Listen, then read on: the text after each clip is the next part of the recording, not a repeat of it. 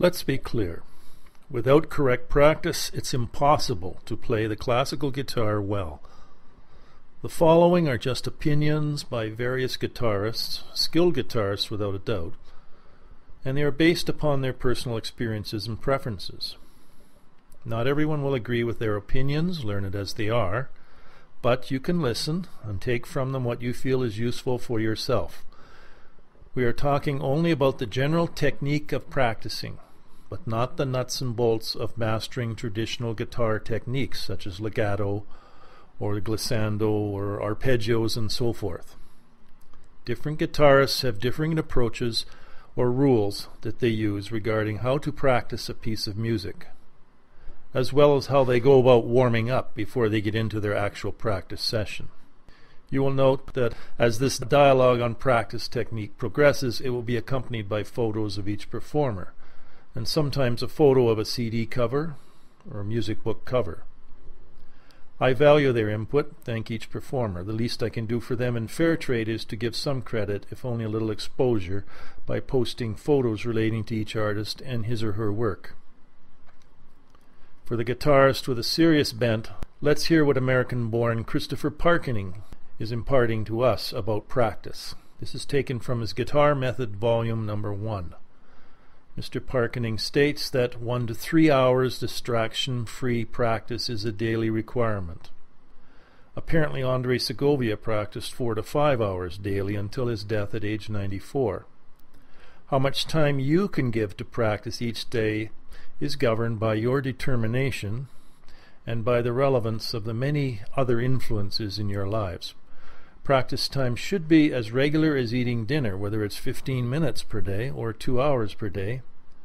Sticking to one piece. It's better to learn one piece very well than to be able to play several pieces poorly, so says Christopher Parkening. Mr. Parkening and many other performers are all in agreement when they say to set a goal before you begin your daily practice routine. Parkening suggests that you should first be able to play a piece mistake-free, starting at a very slow speed or tempo and working up to a faster speed. A metronome is indispensable to keep the tempo even. If the piece cannot be played without stopping or making mistakes, slow the tempo down. Gradually work up to faster speeds, and of course there will be difficult passages to practice separately. Don't play them too softly, strive for full, round tones. Another of my favorite guitar teachers and performers, and perhaps not as well known, is American-born Douglas Neate, spelled N-I-E-D-T if you wish to research him online. Through his extensive website, he has a lot to say about the procedure for practicing any piece of music. As is necessary, to keep this audio file reasonably short, we'll paraphrase some of Mr. Neate's ideas. To begin with, the performer should know every intimate detail of his music. Mental practice is the answer here.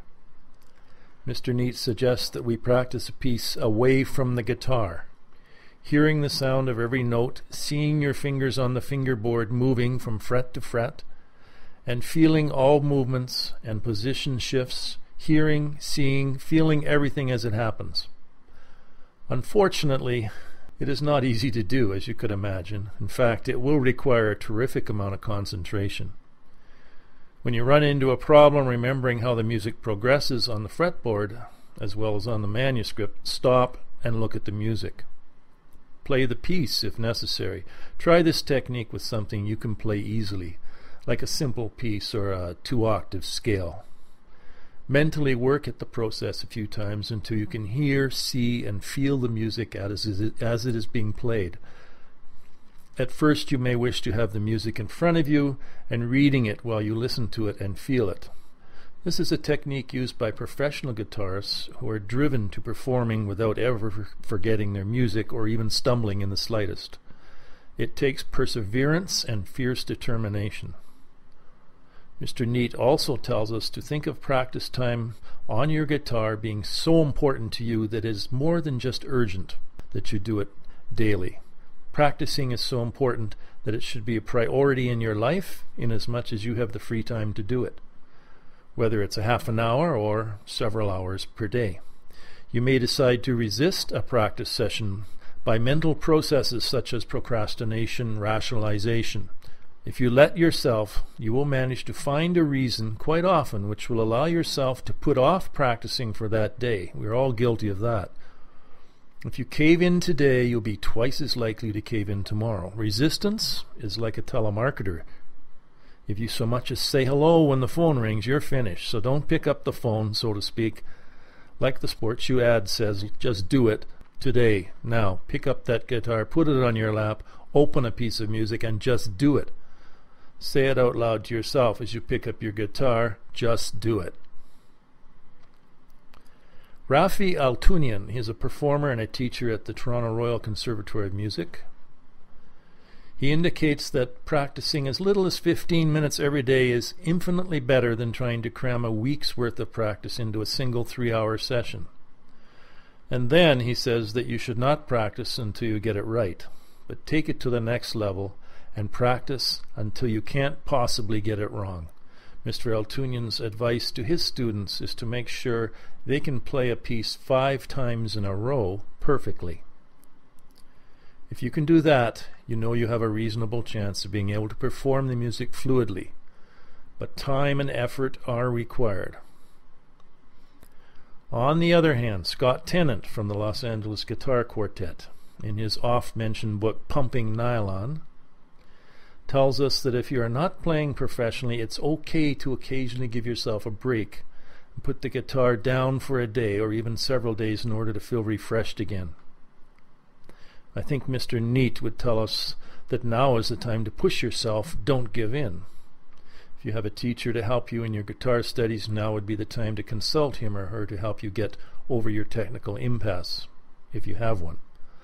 By the way, Scott Tennant, like almost all performers, likes to warm up before he gets into practicing. Some guitarists like to take a few minutes to warm up by playing a piece of music or else playing a set of aerobic-like exercises that they are very familiar with. And they do so at varying speeds. Then after a few minutes, they move on to the more heady work involved in practicing. Scott Tennant says, and this is a quote, "My hands, like everyone else's, feel different each day. Every day we have different challenges. If it's cold in the room, I just rub my hands together, shake them, do some stretching, and that may be enough. At other times my hands feel warm, but my fingers just won't do what I want them to do, so I'll warm up doing slow exercises. I also warm up slowly, but not for more than 15 minutes or so."